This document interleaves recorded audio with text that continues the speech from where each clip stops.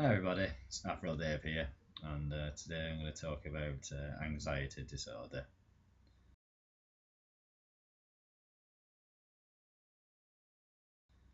I suffer from anxiety myself. Looking into it, I feel I suffer mainly from generalised anxiety disorder, which can come about due to kind of any situation really. It just kind of catch you off guard sometimes. There are quite a few times where I'm prepared and ready for it. When I'm going into a social situation or into a situation I can't control or is unknown to what will happen, generally causes give me the feelings of anxiety. It's not a pleasant thing to have to deal with in your kind of day-to-day life. It's something that's always present, even even when I don't have an anxiety attack or feel the symptoms of anxiety. Still something that is on the back of my mind, something that I know that can kick off at any point, can flare up because of any reason. Yesterday, I suffered from a quite bad anxiety attack because my debit card was swallowed by the machine and it was kind of frozen on the please wait and trying to click over, pulling the card in, it wasn't working. This caused me a lot of anxiety because at the time I was in a different town, about an hour and a half away on the bus. I just stayed over at a mate's house and just gone into the town centre to get some money out so I could get the bus and get some food. I was in a happy mood at the time, very positive, ready to get home and get some more things done that I wanted to do. One being another video. Unfortunately, the act of it being taken causing me anxiety kind of overshadowed the rest of the day, and also kind of increased my depression. Made me feel a lot more down about myself, kind of got frustrated and angry because I was feeling this way about the situation that can be easily rectified. And when I did tell people, lots of people came up with kind of suggestions and reasons and things I could do to prevent it to help sort the situation out, and I was really very grateful for that. Unfortunately, whilst when I'm in an anxiety attack, it doesn't really help too much when people just kind of tell you things that are generally known and things that I know myself anyway. Just it's not something I can do right there and then. Luckily that I did go back to my friend's house who was in at the time, and he did help me out by giving me some money to get the bus home, and also cooked me up some food, and I basically got to relax with him for about an hour or so just to kind of calm myself down. I did have to kind of call up the bank and try and get that dealt with, and it didn't go really too well because I had to cancel my card because I didn't have my card details. They wanted my address, and I have just moved house, so it is my old address that that I still have, and I just couldn't really remember the postcode. Just so many kind of different variations of postcodes that I lived at. It's kind of all jumbled up, and I kept getting the postcode wrong, so that they couldn't do anything at the time to cancel my card until I got that information. That did make me feel a lot worse because obviously I just wanted to get dealt with and done, and I couldn't do. And so yeah, I basically went back up to my friend's house, and he basically kind of helped me out with anything he can do with giving me some money to get the bus home, to give me some food, and just to calm me down, relax, and just talk about other things. To get quite emotional when I could get up to his house, and the feelings of anxiety started to kind of leave me. I was left with with the sense of frustration, anger at myself for feeling these feelings, and I did get very emotional, and did start to kind of well up and trying to hold back the tears. But I did luckily calm myself down, wash my face, and did feel a bit better afterwards, and felt felt a lot better about the fact that did have a friend there that could help me out, and a close friend. That it's good to have people like that around you that are there to help you get through these times in any way they can to relieve the anxiety. Now let's talk about the kind of symptoms of anxiety, because it is an actual illness, and people that don't have anxiety disorder do feel anxiety when they do go into kind of stressful situations. But generally, these normal people will kind of just get over this and carry on anyway and get past that feeling. Where people like myself that do suffer from anxiety, it's not as easy as that, and it is something that can kind of take control of us and our feelings. There are the kind of mental symptoms that kind of manifest, kind of lack of concentration, kind of you get blank memories when you're trying to remind yourself something to say. I said similar with that when I had to give my postcode to the bank, I just couldn't recall that information. And that was because at the time I was suffering from anxiety, and it is quite frustrating, especially when you're trying to convey how you're feeling or trying to tell someone something very important. And as soon as you get into that discussion, because the anxiety is already there, some of the points you might want to make or completely the conversation may kind of leave your memory, and you can't recall everything. I have done that quite a lot when trying to tell people how I'm feeling, or especially like going into like meetings with work and kind of discussing my illness and how it's going to affect me.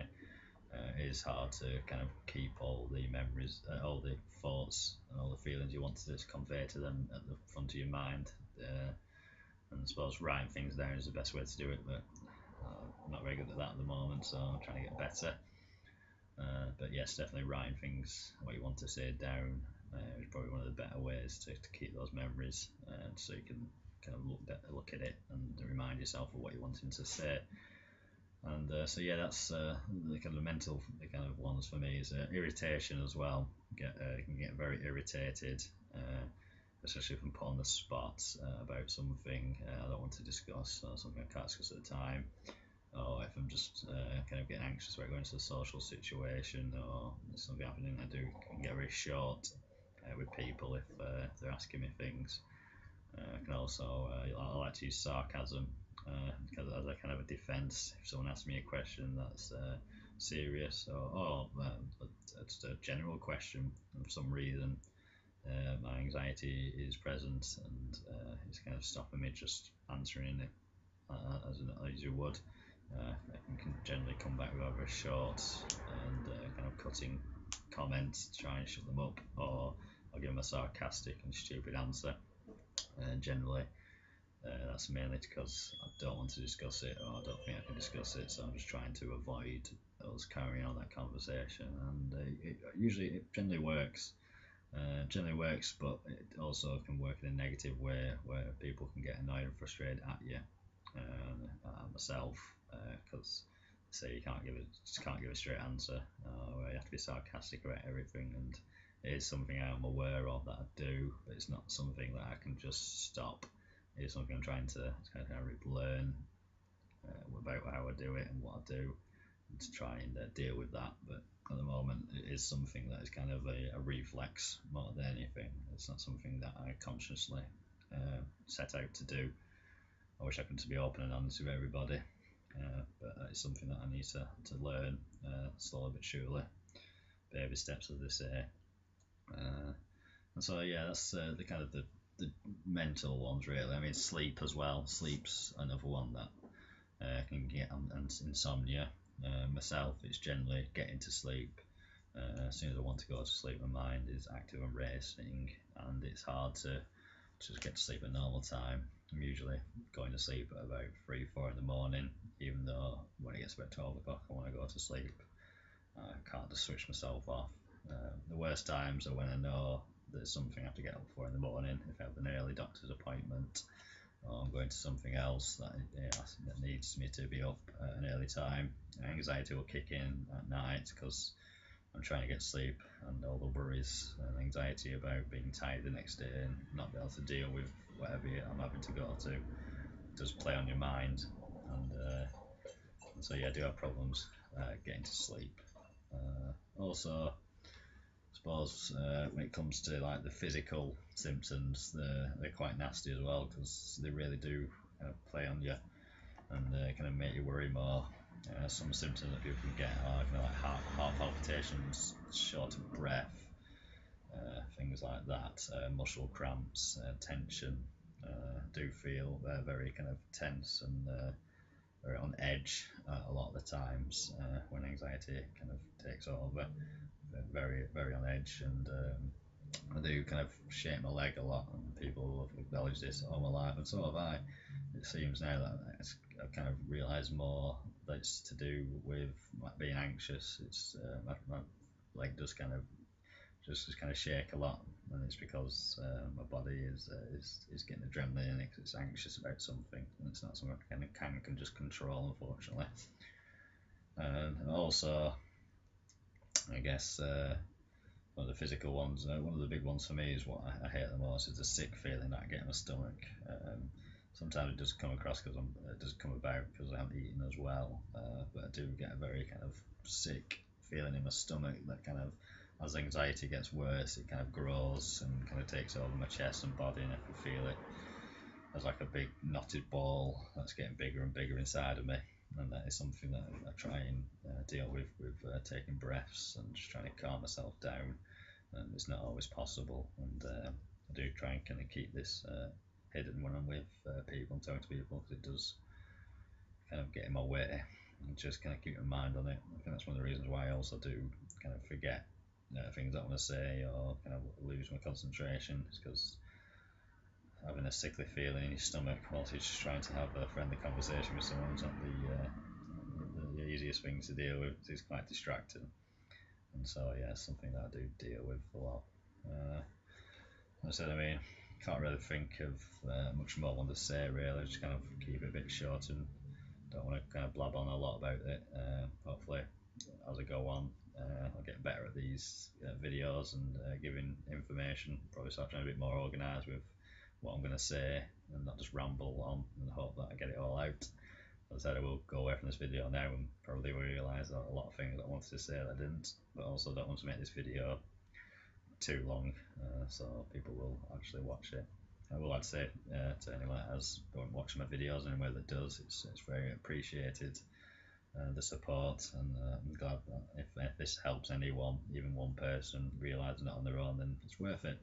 And also, one of the main reasons I'm doing it is to help me with my anxiety, with my kind of social anxiety, and just kind of talking it open. That's why I'm doing these videos, because it's a good start to allow me to voice my thoughts and feelings out in the open, other than just in the head. In the head, I mean, if you're just talking in your own head, it's your own thoughts that are giving you the information, and that's when the depression makes it a lot worse.